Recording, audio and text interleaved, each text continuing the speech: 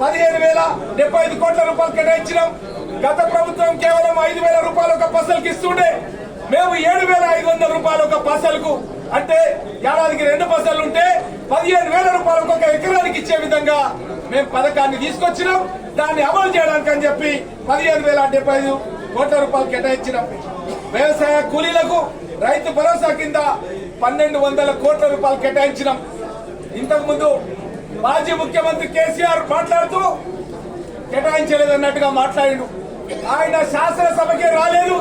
మేము ఎన్నోసార్లు మా ముఖ్యమంత్రి గారు ఎన్నోసార్లు అడిగిను, నువ్వు శాసనసభలో ప్రతిపక్ష నాయకుడిగా ఉన్నావు, గతంలో ముఖ్యమంత్రిగా ఉన్నావు, నువ్వు శాసనసభకు రా అని చెప్పి ఎన్నోసార్లు అడిగితే రాకుండా ఈ రోజు శాసనసభకు వచ్చి సరిగ్గా కనీసం పూర్తి చేయకుండానే టీఆర్ఎస్ ఎమ్మెల్యేలు శాసనసభ నుంచి వెళ్లిపోవడం, వాళ్ళు మీడియా బయటకు వచ్చి చిల్లర మల్లర మాటలు మాట్లాడడం అనేది చాలా బాధాకరమైన విషయాన్ని కూడా తెలియజేస్తూ, రైతు బీమా కింద 1,589 కోట్ల రూపాయలు కేటాయించడం జరిగింది.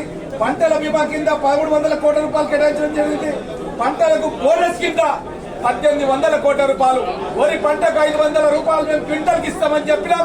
దాని నెరవేర్చే క్రమం లోపల 1,800 కోట్ల రూపాయలు కేటాయించినాం.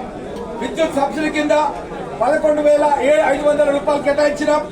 విద్యుత్ సబ్సిడీ గతంలో రాజశేఖర రెడ్డి గారు ముఖ్యమంత్రిగా ఉన్నప్పుడు 2004లో ప్రజా ప్రస్థానం పేరిట అధికారంలోకి రాగానే రైతులందరూ కూడా ఉచిత కరెంట్ ఇస్తామని చెప్పి గత 20 ఏళ్ల నుంచి రైతాంగానికి ఎవరికి కూడా కరెంటు బిల్ అనేది లేదు. అంటే అది కాంగ్రెస్ పార్టీ ఇచ్చినటువంటి పథకంగా దాన్ని కొనసాగిస్తాం. అంటే 25 ఏళ్ల నుంచి వ్యవసాయంలో రైతులకు కరెంటు బిల్ లేదు, కేవలం సర్వీస్ ఛార్జ్ మాత్రమే పే చేస్తున్నామన్న విషయాన్ని తెలియజేస్తూ, నీటిపారుదల శాఖ ప్రగతి పథకం కింద 10,829 కోట్ల రూపాయలు మనకందరూ తెలుసు. నీటిపారుదల శాఖ కింద మేడిగడ్డ దగ్గర బ్యారేజ్ పర్రెలు వాస్తే మా శాసనసభ్యులమే కాకుండా మీ మీడియా మిత్రులందరూ తీసుకెళ్లి పర్రెలు వారినటువంటి మేడిగడ్డ ప్రాజెక్టును మీకు చూపించినాం.